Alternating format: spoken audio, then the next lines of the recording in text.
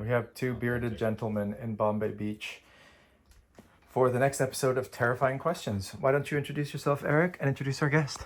Hi, I'm Eric Kaplan. I'm a writer and a philosopher, and our guest today is Patrick House, who's a writer, a neuroscientist, and a philosopher.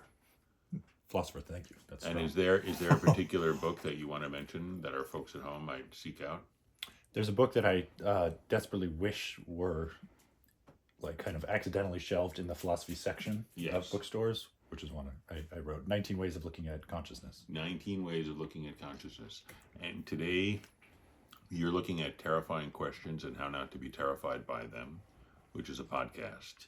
And we're going to be asking the terrifying question: have virtual realities already become more compelling than the real world? As a quick aside, non sequitur, or sequitur, but not pre sequitur, is I'm Tao Ruspoli, and I'm a filmmaker and co-founder of the Bombay Beach Biennale, which is where we are now.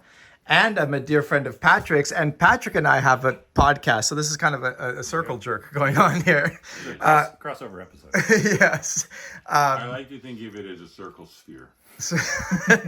There's when Timothy Leary was on the run, he had escaped from prison with the help of the Weather Underground, and he was living in Algeria with Eldridge Cleaver, and then he was running from country to country, and the CIA illegally rendered him back to the United States. And this was, you would think, the worst day of his life, because he's facing years of prison for not only the sentences he had, but also running away and being broken out of prison by the Weather Underground.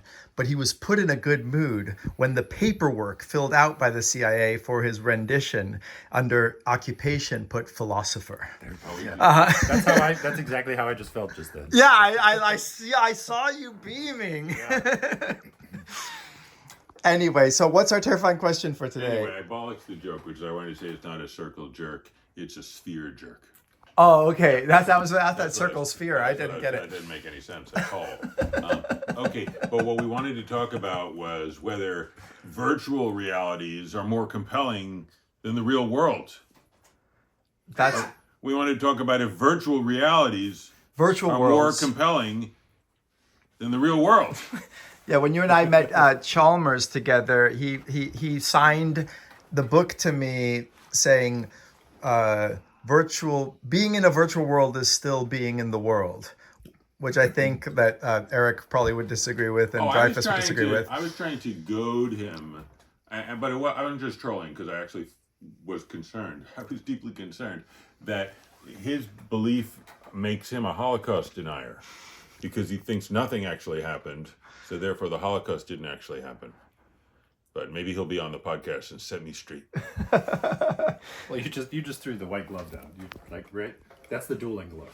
You just, not that he. I thought throwing down a white glove was folding. I think if you're fancy and you wish to duel. Well, I'm fancy and I wish to duel. If you're dueling at an opera, you're throwing a white glove. Okay, yes, I threw down the white glove to Professor Chalmers.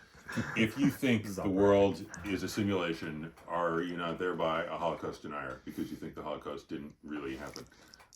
Or everything that really happens is virtually happening and virtually counts as really. That's his take. Maybe he's a virtual Holocaust denier. He thinks, he thinks that anything that's virtually happening is also actually happening. Just what counts as the stuff that's underlying it. I guess, okay, so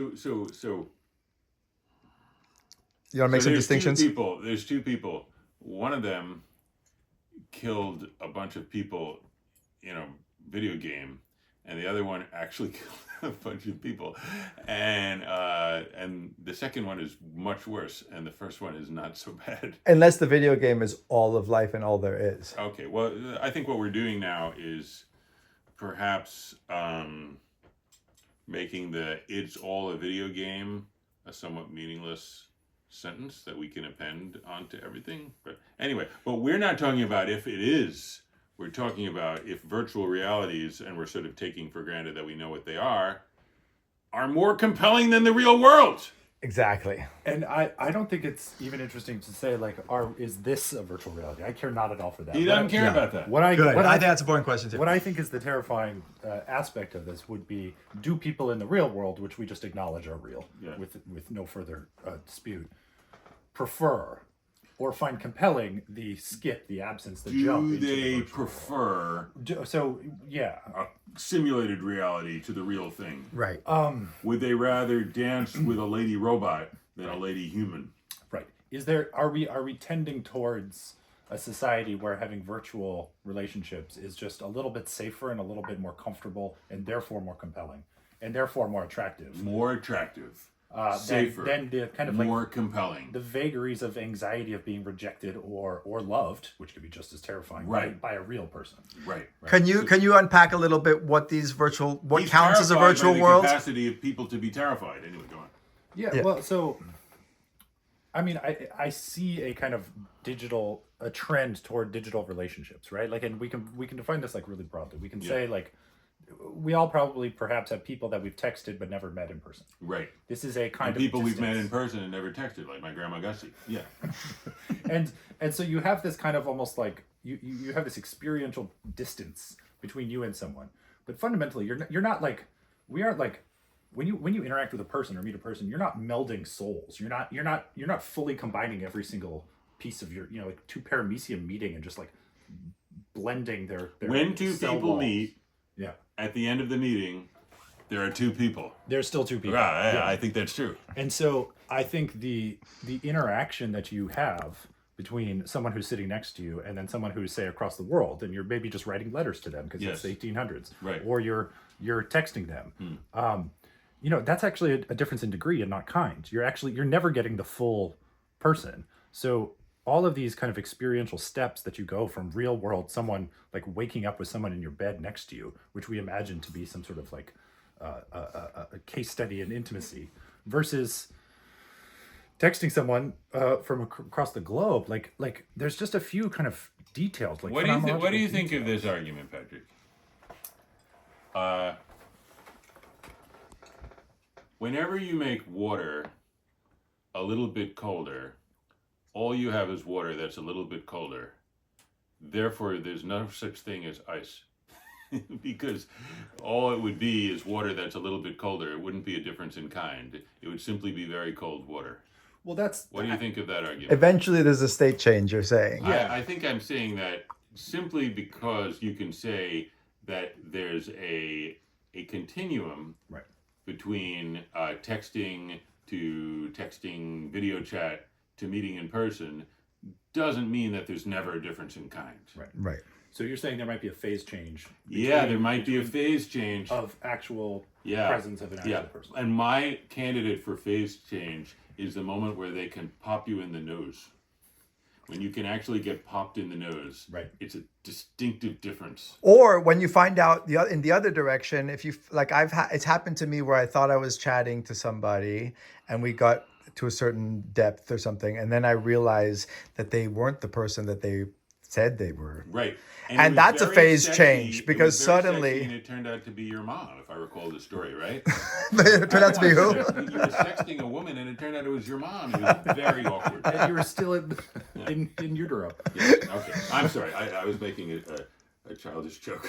Anyway, what were you saying? So I guess No, there's a phase change when you realize that the person isn't a real flesh and blood person on the other side. And if I was texting thinking it was a human, and it actually was a human, there's a proper difference. Catfish, which gave us the verb catfish, where he thought it was like a young attractive woman, but it was actually some tricky criminal living in the woods in Michigan.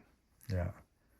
And so then I think there's an important pivot here, which is like, I'm not saying that there is no difference. There is a difference. Because I believe fully there is. And you are saying there is a difference. I do believe in the phase change. I'm not trying to smooth out the difference Okay. between like interaction. Okay, good. There's still though the question which remains, which is that is there a kind of distance that is more appealing? And so it can actually, you can get anxiety when someone can punch you in the nose. Yeah, you right? can, because you get punched in the nose. You could suddenly get punched in the nose. And it just from a kind of like simple generalized gloss, it appears that people are being more and more addicted to digital virtual realities. Like Right. just on a basic level, people are playing more video games. The video game industry, I think, is larger than film, music, and Right. publishing combined globally by Right. revenue. Right? Like these are real, true facts about people's choice. These are aggregates of choice that people People are preferring to play a video game than to play football. Or yeah, I mean, then something about the draw is there, and so I wonder at what point get so we would sweaty argue, right? Playing football. It could just be addictive, though. It couldn't be that they're actually not choosing, or like when I find myself addicted to playing online chess, Right. what I hate about it is not that I'm choosing to play it all the time. It's that I'm not choosing and I'm doing it anyway.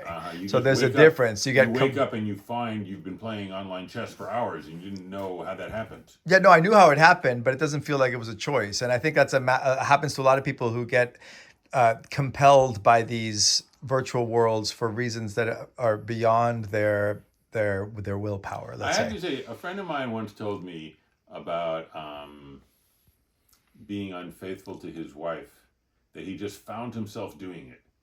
And I was like, but did you really just find yourself doing it? Didn't you have to do it? I don't know. This is a question. This is for our free will podcast. Yeah. So, I was once in New York, and I was writing a piece about elegance or researching elegance, and Artificial inelegance. that should be a topic. it Yeah. should. I don't know what the opposite. I think elegance deeply relates to like movement. So I Okay. could see a robot being both elegant, artificially elegant. Yeah, elegant, okay. and inelegant.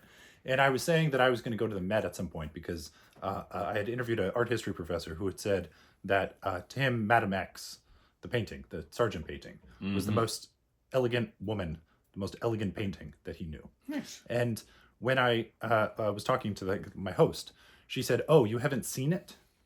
And I was like, "Well, I mean, I have seen it. I've seen reproductions of it. I've seen cutouts of it. I've seen it, like large prints of it." And she's like, "Oh, but you haven't seen it." No, you hadn't. But it struck me that I hadn't quite made this phase change distinction. This is Right. a kind of perceptual phase change, which is like I had not seen the authentic original, but I hadn't really thought about the actual difference between those two, and I had assumed that I had fully experienced the thing, and I deeply wanted to say that I had. You wanted to say it. So did you say it? I did. I said Good I had for you. seen it. All right. But I was wrong. So Oh, then- you shouldn't have said it then. well, so then I went to the Met, and He I was actually lying. Suddenly, I now stood in front of it, and I noticed a detail that I had never noticed in the flattening. Right? There's a kind of 2D flattening of any print, and in the detail, her wedding ring. So the painting exists, and paint, of course, is 3D. Yeah, it is. And so I hadn't really kind of appreciated the textural quality of it. But her wedding ring is not painted over a pre-existing finger. It's actually carved into it. Oh. So it's a gap. It's a recess. Smooth As moves, opposed Sergeant. to right. And so that was a thing that existed on the other side of the phase change that did not exist in the flattening. And so I Right. could imagine some interaction with a person or some kind of relationship where there are actual true qualities of the relationship which do not exist or arrive. Oh, which without- ones are you thinking of? So many, right? I was just trying to think of one. I'm not asking. Smell? An exhaustive. Yeah, which one smells like? Because unlike in the Bugs Bunny cartoon, smell-o-vision has not replaced television. Yeah. So there's no fair, there's no yeah. worldwide stinkeroonie web, right? You don't put in nose plugs Right, when right. you're texting with someone. Right. So we don't know if we're involved in a hot and heavy text romance. We don't know what that person smells like. Yeah. Right. But in exchange we get some other types of things that you don't get in person. Oh, like what are you thinking of? Like you start becoming attuned to minute temporal differences in how long it takes them to answer. Oh, true. And then that Right. you get a If certain you banter say- or a lack if thereof. You get if- anxiety when they don't if you answer send a sooner. text and it's like, I love you, I think we should be together forever, and they never answer, you're getting a lot of information, Yeah. right? Yeah, but even I think there's a difference Even if between it someone takes responding a right month, away or right. taking a minute. Even I If think you you say, actually I love get. you, I think we should be together forever. And then like a month later, they're like, that sounds like a good idea. Well, what were you doing that month? You know, What's so important? I think the most important one is the ability to be silent but present, which is like at a distance. Silence, it can be easily interpreted and is indistinguishable from actual like I have nothing to say or Right. like lack of communication. If all you have is remote communication, the opposite of that is its own form of communication, right? Like by not answering the "I love you," "I want to be with you forever," right? But if you're just if you say that next to someone who's on a couch, like their silence is now shared. Their silence is still, they're not getting up and leaving, right? So even the complete and utter like inaction is still behavior that you interpret at the time. I think the reason this is terrifying to me is because I wonder the degree to which all relationships are catfished relationships. And I don't mean this in this like a can you really get to know anyone ever kind of thing, but like, there's this kind of cliche truism that like the during the honeymoon phase of a relationship, it's called the honeymoon phase, right? That is the phase where you have the least amount of information about the person, and you're actually using mostly your imagination to fill in the gaps of who they are and how your interactions might go, right? It seems to be actually the spots when we have the least amount of data are the places we find most compelling. Interesting. And that to me, I think, would argue that we are in some sense operating in a imaginative, and I would therefore say quasi-virtual mode of interaction. And it seems that like if you just look at the data of the way in which people wake up in the morning, and then they time, I would love a measure of the time in per day it takes all of humanity to wake up until they try to state change out of their default reality. And that can be in various different ways. It could just arguably a cup of coffee, or some efforts to basically escape the thing that they wake up into and are born into every day. I think it's a like problematically little amount of time before people are like, okay, I'm going to do something new and different. And so I just think I don't know. I think they are more compelling. But I think compelling might be the wrong word. The fact that we escape to something, does that make it more compelling, or does that just make it? I like empirically, I think that one chooses. We to are go to the compelled. thing. Oh yeah. So actually, it is the opposite. If you take compelling literally, it's not choosing. You feel you're compelled to it. But Patrick, if you Compelling is the opposite No, of choosing. That's impel. Maybe. If you wanted to get out of this honeymoon phase between you and me, Yeah. what would you like to know? What do you want to ask about me? I would want to go into Second Life with you and see what we do. Just to see what we do when we can program all of like, we are right now bounded. We're not stuck in Bombay, but it's like a lot of activation energy to get out. Like we're around here, we're sleeping kind of adjacent in the same house. But so that doesn't mean that.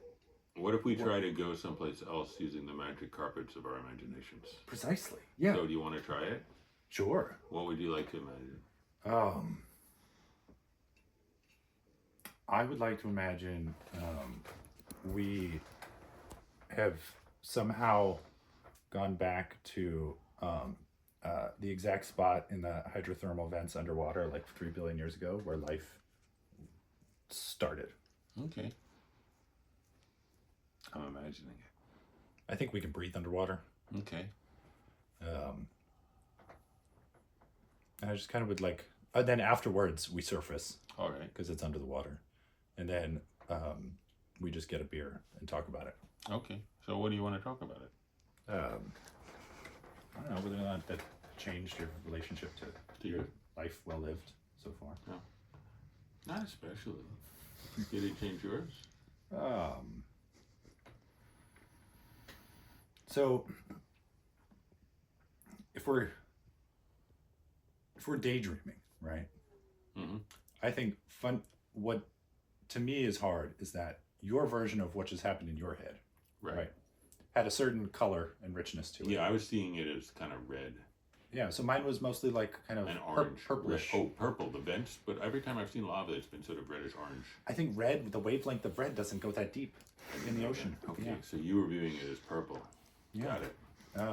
There's different, like the water will absorb wavelengths at different depths. But so. you felt that. So we did not go to the same place. That's right. my point. Like Okay. we got on the magic carpet and it was differently colored. Right. And you know, But you said that when people meet, they're in a honeymoon phase, and that they tend to relate to each other more about what they imagine. the other Like person maybe is, yeah. maybe I'm like, you know, I'd like a young peppy friend, and I'm like, Patrick can be my young peppy friend. But I'm not truly getting to know the real Patrick because I'm in this virtual relationship with my dream of youth and peppiness, youth and pep. And and then you said you think that people are in that state are in a state of virtual reality. So then I'm asking you what it would take for two people in a relationship, and I was giving the example of you and me because we're here. What it would mean to be in a non-virtual relationship. Right. To me, that is the exact moment when this switches from some sort of technological kind of modern philosophical question to the truly terrifying one, right? Which is that I don't know that that's possible. You think it's not possible? I think it's not possible. No. I think that we could invoke, all three of us had the same professor at Berkeley, Hubert Dreyfus, and he thought and wrote a lot about this very issue. And at the time, there was already Second Life. Yes. And he predicted, I think accurately, that Second Life wasn't going to take off in the way the people that made Second Life thought it was going to. Sure. There's a niche of people who are interested in Second Life, but I spent all of 10 minutes on Second Life. You had the virtual headset Oculus when you were living at my place in Yucca. Yeah. I tried it. I find it not compelling. Yeah, you were not compelled. At all. Right. At all. And I think that I prefer to be in that then. you prefer to see. Yeah. I think you're unusual because I think the phenomenon you're pointing to is true, that people want to escape this reality, and I think that they want to escape a kind of, if the existentialists were right and Bert was right, there's a kind of groundlessness of existence that is terrifying and anxiety inducing. And so there's different ways of covering up that groundlessness. One might be religion, or the wrong type of religion, let's say. Another might be all these forms of escape, which even like at the time of Kierkegaard was like reading the newspaper was a form of escapism, because you had no way to change what was happening in the newspaper and you had no stakes in it. And the contrast class to that is when we are embodied in a specific time and place, and all of that is vulnerable. So of course it's scary because there's risk involved in everything you say, and it has consequence. And when you remove consequence and you remove risk and you remove specificity, you successfully escape, but you also enter a certain meaninglessness. Mm-hmm. And I think that that's just true. I think a lot of people who spend all this time in virtual worlds are eventually confronted with a vast chasm of emptiness and depression. And I don't think you hear a lot of people coming out of days in these virtual worlds saying, oh, I feel so fulfilled and I feel so like life is so rich. Whereas in these situations where we're in a place and our actions have consequences, and we have bodies that are fragile, that are like located in space and time, and all of that is fragile. That comes with us and being towards death and everything. There's a certain there's a temporal nature to it. All of this is terrifying, but also exhilarating if we do it right. But I wouldn't deny that there's the desire to escape it, because it's terrifying, because it's risky, and because of all the things that actually make it meaningful. Do you know about the Second Life hacker? No. There's this moment when a hacker gained, so Second Life had all this real estate and property layout, and they had software keys where basically if you purchased a house, you purchased land, then your little avatar, your character, would be able to walk freely onto that land. You know, it's approximately like a lock on a door, the digital equivalent. And some hacker one day figured out that he could teleport everywhere around, right? So he could enter anyone's house, and he was physically there, right? Sorry, Not he was physically. virtually physically there. The other people in their house would see the character appear of this strange hacker, and he wrote a post on a message board about what he saw on the inside of these houses, right? Like this exclusive, like what do people do behind the locked doors of Second Life? And he was like, it's mostly people just hanging out in living rooms chatting, right? Like that's most of what was happening, like what we're doing now, right? Right. So there's something fascinating to me. I mean, of course. You think people were afraid that if they were doing something very, very, very foul, that they would get in trouble? No, I think we actually prefer it. Like one of the beautiful possibilities here is that we're actually, if we could program all of physics and space and time and teleport on a magic carpet, we're actually doing the thing right now that we prefer to be most doing, right? Oh, thank you. I think there's a couple of different things floating around here, and I'd like to at least get them clearly in view. One of them is, would people rather put on goggles and play a computer simulated reality? And I think Tao has come up with a good answer to that. No. And if they do, that's an addictive behavior, and it's they're doing it for bad reasons, and they're not freely choosing it, etc., etc. And then the other issue that you raised was, is a certain percentage, and you said 100%, which we might argue about, but is a certain percentage of our flesh and blood embodied interaction essentially virtual? Because I don't know why, because it's not deep enough, because it's not vulnerable enough, because it's not creative enough. How we could come up with different ways of casting that out. But I think I'd like to think about the second one a little bit, which is, are our in-person relationships flattened out in a way analogous to how Second Life is flattened out? And the Madam X print, right? Yeah, the print. Are our ordinary ways of relating with each other, are they flattened out? So I think one of the interesting things, I don't know if you guys have actually gone into these like VR chat worlds, perhaps. No. Okay. No.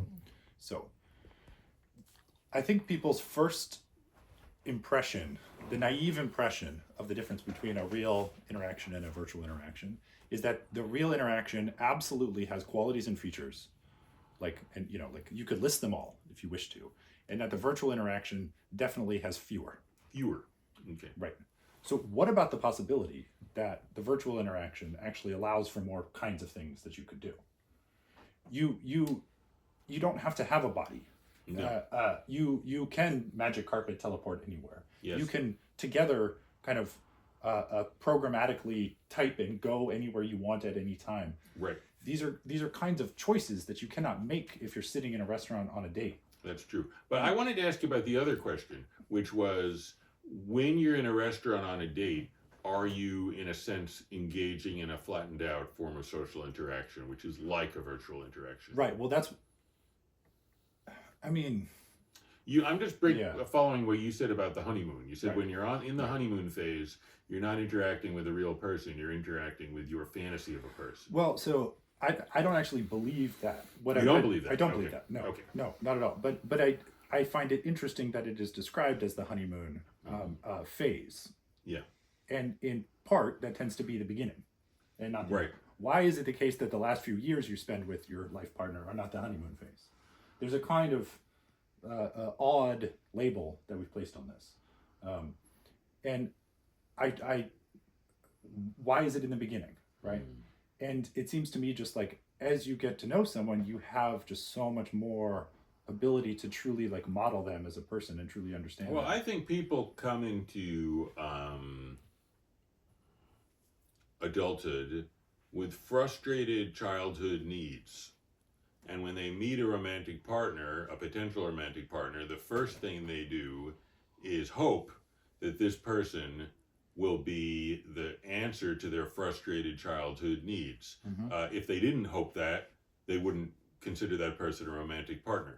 If you go into the bank and you try and get 20s, the person giving you the 20s probably doesn't strike you as giving you all the love your mommy never did. You don't fall in love with them, they're not your romantic partner. But if they do, if you think this woman giving me the $100 is in fact going to bring me all the happiness and safety and joy and erotic bliss that I never got as a child, then that's called falling in love with the teller at Citibank.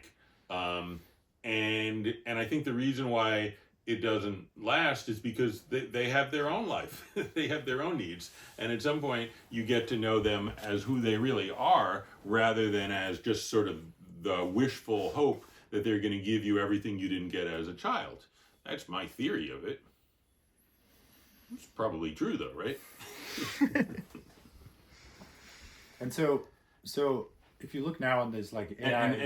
and then if a cunning capitalist is hoping to make a few bucks or to do an IPO for his video game company, he could very well create a video game where a simulacrum of a human on a screen or in a virtual reality helmet environment is giving me what I long for in terms of my infantile or childhood needs.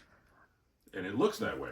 I think there's another level that you're leaving out, though. What's that level? I'm sure that's true. Like acknowledging that this person is a subject, not just a thing there to satisfy your needs. But suddenly you get tuned into this other person's subjectivity, and then you have a shared subjectivity, which is really beautiful when you say we experience something together. Or the two of you could satisfy someone else's needs. Perhaps you get a cat. I just think that's I think that's too solipsistic. I don't think you're just saying like, oh, this person can satisfy my needs and therefore I'm in love with them. I think that's like reductive and solipsistic, and it's not acknowledging the essential ingredient of falling in love with someone, which is like, I care about this person's well-being and their experience even more than my own if you're really in love. Right. And so I think that's what's missing when I talk to ChatGPT, as much as I enjoy it, not thinking that there's an inner experience going on there. Although, let me be a jerk here. Possibly your solipsistic need is to be the kind of person who cares about someone more than themselves. That's something that Dostoevsky mentions in The Brothers K, which is there's a lot of people who could even die for their beloved because they could. It's a quick thing. It's in and out. They get to be a person who dies for their beloved, and they come and they do, and they're done. But he considers that also to be a form of basically solipsism or narcissism, because you don't need to keep doing it. Like if you keep doing it for 5 years, that's a very different thing than if you just sacrifice your life once. Okay, but I think when most of us, when we're falling in love, we're not sacrificing our lives. We're doing keep doing it. If you keep doing it, then you're good.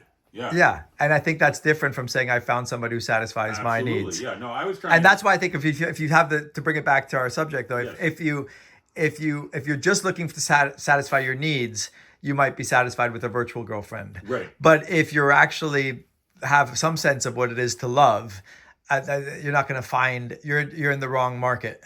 Now, what if I created the following video game where I'm trying to date a video girlfriend, and if she says, "I love you," $500 will be donated to famine relief. So if I win the love of the virtual girl who doesn't exist, a real person's life in the real world will be improved. Well, then your commitment is to the real person whose life is to be improved, and the virtual girlfriend just becomes a means to that end. Now, do you but treating people as a means is different from treating them as a person. Right. That's what I think we're missing in the virtual world. What Patrick is saying is the other person is unknowable to me. So I'm always falling in love with the virtual person, and I may be helping out the real person, but I'll never really know the real person. Is that your position? That's effectively what I'm saying. That's what he was saying. I knew it. But it's asymptotic. At least we're reaching towards that possibility. And we do feel when the person is being helped, or when the person is helpless and needs you. He doesn't think that. No. I can tell by his face. Yeah, because I mean, we use common cues and signals and signs to interpret that as such, but we're not positive, right? We're not positive that. Well, maybe that that not lack of positivity is actually what's making it more compelling. Maybe the cue is what ultimately gets the ball in the pocket. Or the pocket has compelled the ball. Maybe. Yeah. Have you really found a virtual experience that's been, even in retrospect, as like either life-changing or fulfilling, and where there wasn't a real person on the other end? Can you give us an example of something that's like been deeply satisfying in the way that a relationship with a human has been? Yeah, so maybe I'm doing myself a disservice with my argument, which is like, so if I was to rank order the most incredible experiences in my life, the ones I replay over and over. Winning Pac-Man, falling in love. No, like per experience, per moment. Sure. If I was to do the moments, right, and I was to sit down and rank order them, the first 200,000 would be real life, right? Right. So like, by no means do I mean that like I would fully trade the two. What I mean though is that there is often a case, and perhaps I would even say most of the day, most of any given average day in my life, which I would prefer things to be a little bit quicker, a little bit faster, a little bit more interaction, a little bit more stimuli. We're bounded in the amount that we can interact with people. In the virtual world, you can have thousands of interactions per minute with strangers, and it's actually highly more social at times, right? Let's compare it to listening to music. Okay. If you want to listen to Spotify, oftentimes you can go to any song, Right. and you can change from one to the other, Right. and eventually you might land on one that's just like, this is just perfect for this moment, right? And you can't do that when you're listening to someone in the room. Right.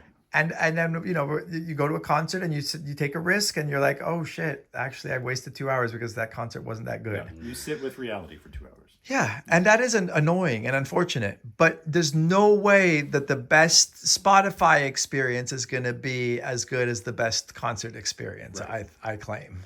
Right.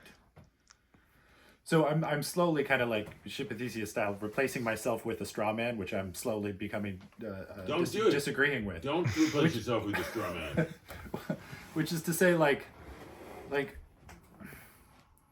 I'm not actually concerned with my opinion on this. No. What I'm concerned with is whether or not humanity is moving towards this as a But trend. you're concerned with your opinion about that.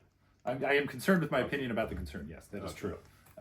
Which is to say, like, these things are so the largest attended ever concert in life. Do you know what it is? No, I have no idea. Largest attended concert in the history of humanity. I don't know. Fortnite, the video game, a couple years ago, had a conference. At a concert. concert. Okay. And it was attended by like millions of people. All of them. Okay. Right.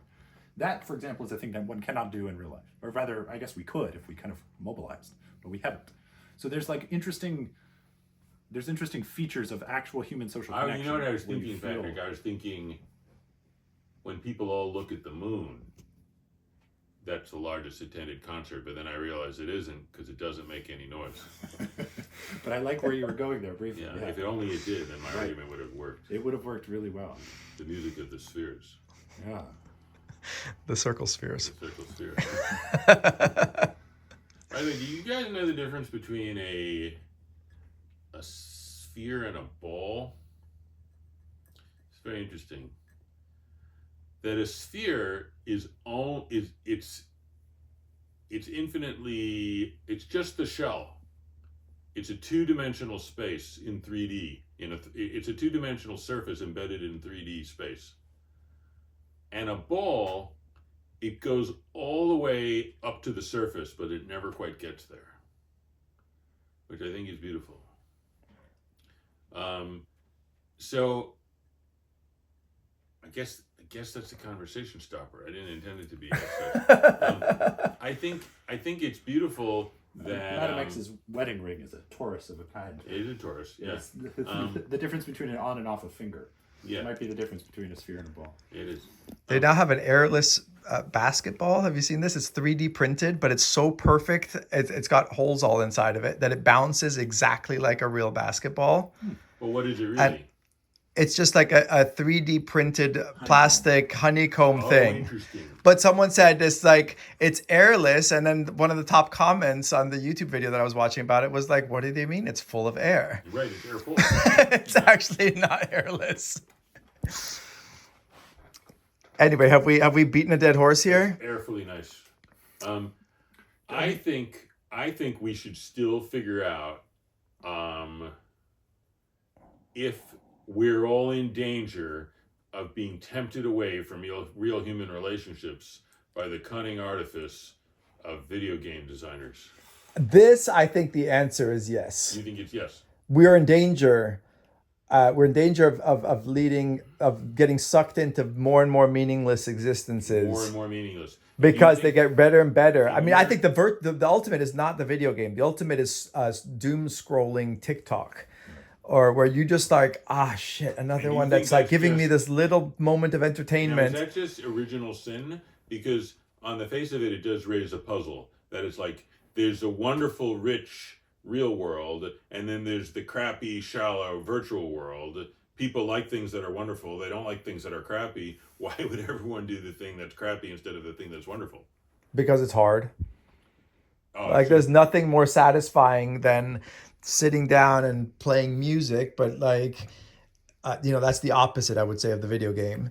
But it requires, patience and skill, and it's boring at times, and all of this stuff. Gratification of Guitar Hero rather than the hard work of becoming actually good at a guitar. Yeah, or even worse, like the immediate gratification of having an entertaining sound happen that lasts 60 seconds on one of these fast videos where you're not even doing anything. At least in Guitar Hero, you could argue you do have to develop a certain skillful engagement with it. Okay. So let's not just lament. Let's come up with a positive plan. Because I'm a writer, you're a writer, and you're also the creator of Bombay Beach Biennale. What can we do to help fight against this bad tendency of our culture to give people shallow, crappy satisfactions instead of deep, meaningful satisfaction? Well, if we're gonna plug the Biennale, I would say it's an attempt at that. It's a specific time and place where people gather in real life, and a unique set of circumstances that are risky, that require skill and commitment, and all of these things that the video game doesn't have. Do you have anything? Do you believe you learned anything about marriage from reading Anna Karenina? Yeah, sure. Do you find lessons and values from a fiction to be any less applicable, or do you find them occasionally relevant to the real world? I find fiction highly relevant to the real world. I think that's why people write it. When you see someone reading a novel and then you see someone next to them in a VR headset, why is it the case that you believe that one of them is erudite and intellectually engaging in a virtual world and learning something and reading one of the greatest novels of all time, but that the person in VR could not possibly be having an experience that enriches their... Oh, I didn't say that. I think that there could be great works of art that happen in these virtual world if you see the virtual world as a medium for some creative expression. There are also crappy novels. I know. Yeah, there's nothing about a novel that makes it inherently not escapist trash. What I said that mostly to circle back and say the unenrichment idea, that kind of the presumption that these virtual experiences are missing something, I think could be applied also to novels and is failing to recognize. Well, that's a moral of Madame Bovary. The whole point of it is that instead of living her Exactly. actual life, she's Absolutely. going into a virtual reality that's full of nonsense. Well, because she grew up reading romance novels. She read, and so, yeah. and So she I mean, tried to live her life like she was in a romance novel. This What a is great- Don Quixote. This is Madame Bovary, It's right? it's Don Quixote. You're right.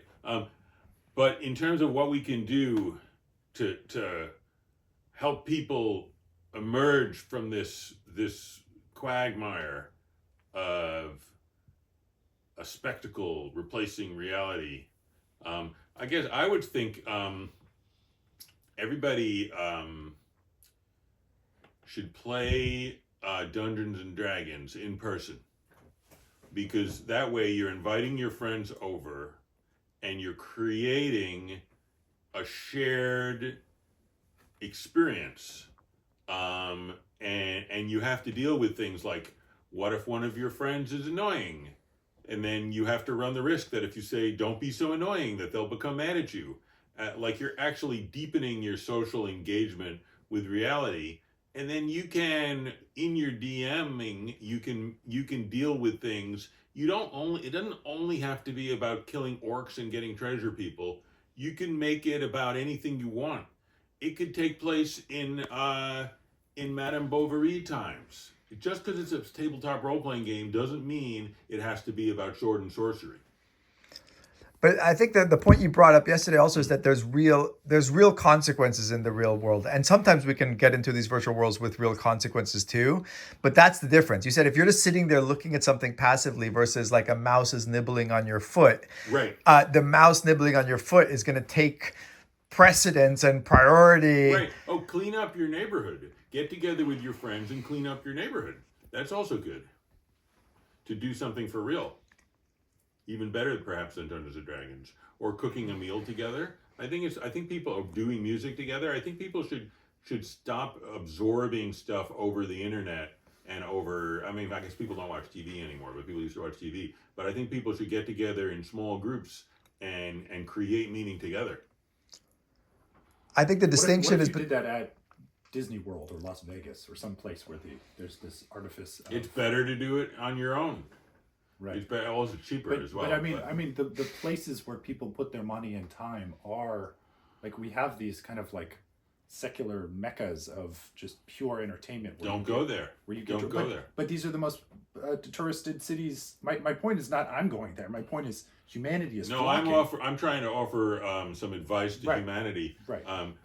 But they might be listening to this podcast and being like, I find my life is flat and meaningless. Maybe I'll listen to this philosophy podcast. And what I'm saying is, don't go to Disneyland, but have some friends over and make a cake. Yeah. Or come to Bombay Beach and hang out with us in person. Bombay Beach and hang out with us in person, exactly. Where I think the meaningful difference is your actions have consequences and have risk, and there's a vulnerability to your embodied presence in the world, and you can't just swap it out for another one. So the world is vulnerable, yourself is vulnerable. You're opening yourself up to something that might transcend the concerns of your petty ego. Correct.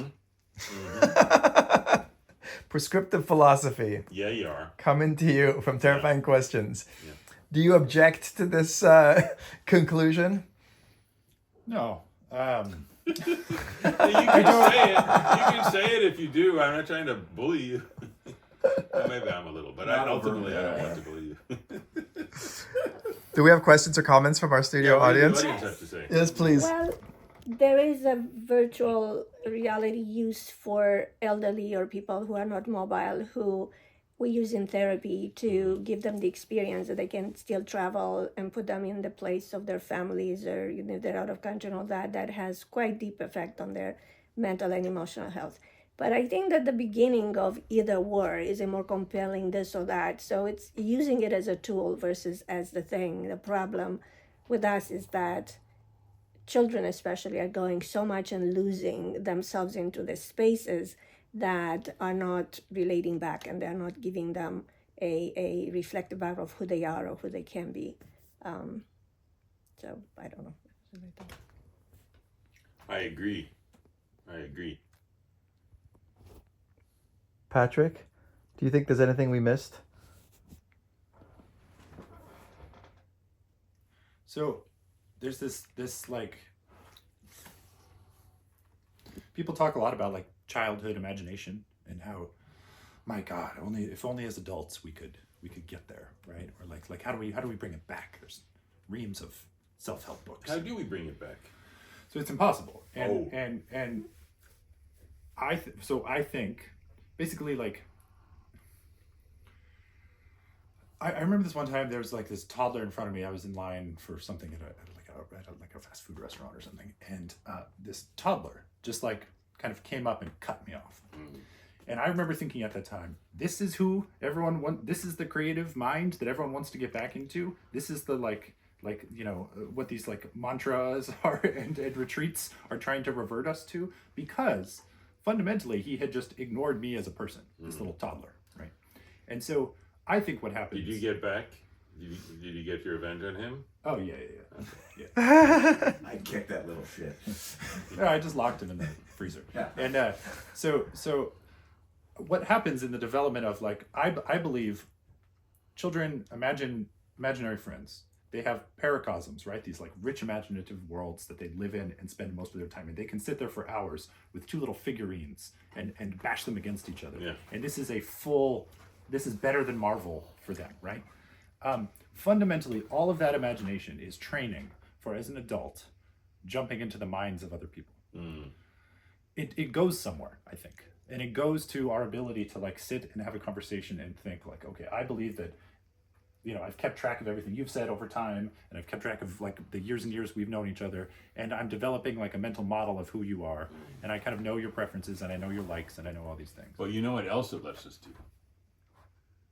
Imagine a world that doesn't exist yet. Which one? A world that has yet to As be a kid. achieved. As a kid. No, now. Now, yeah. That Right. play doesn't only help us do mind modeling, it also helps us imagine ways that we collectively could live together that have yet to be realized. Yeah, fair. Yeah. And so I guess I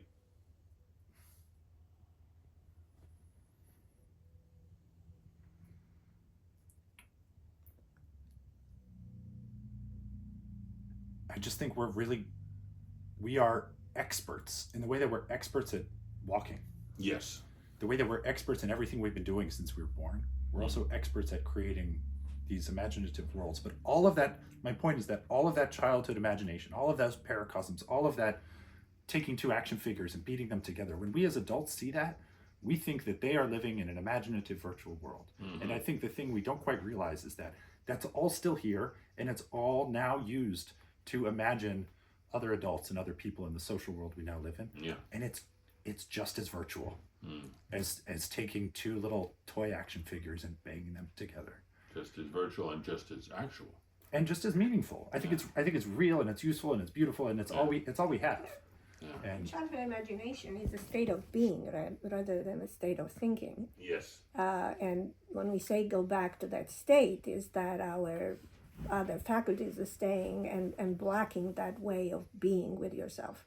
So it's not like you are and playing with these toys, banging them together, is that there's no separation, that there's this unifying field where you don't have yet a sense of self, because children don't have that. They depend on the other to develop that sense of self. So creativity for children is really a state of pure being, and where there's no veil between here and there, between virtual and what reality we call reality. So you can call it reality or you call it virtual reality. It's just reality for them. And that's... I think the distinction that we should make is also between active and passive, though, because there's an active imagination happening with those kids, and there's an active imagination even when you're reading a great novel. I think that there's like you're doing the work compared to just like turning into a It's passive like vegetable. Co-creation. It's co-creation. Yeah. I have a question. As I hear you talk, I feel that if we have this population that's preferring a virtual world, I think about competition for resources. And if I want to be the victor, I'm looking forward to a segment of the population that's existing in this virtual world, because there'll be much less of a threat. So as population control, sort of as a tool of power. Absolutely. We got to be aware of that. Yeah, That could be I think the that's next true. episode. Yeah, keep your eyes peeled if someone says, "Hey, for $9.95 a month, you can just be locked in a goggle or something." All right. Any closing words? Are we less terrified? I'm less terrified, Patrick. More. More. You're more terrified. So the average terror remains. It remains. Thanks, everyone. Thank you, Patrick. Live from Bombay Beach.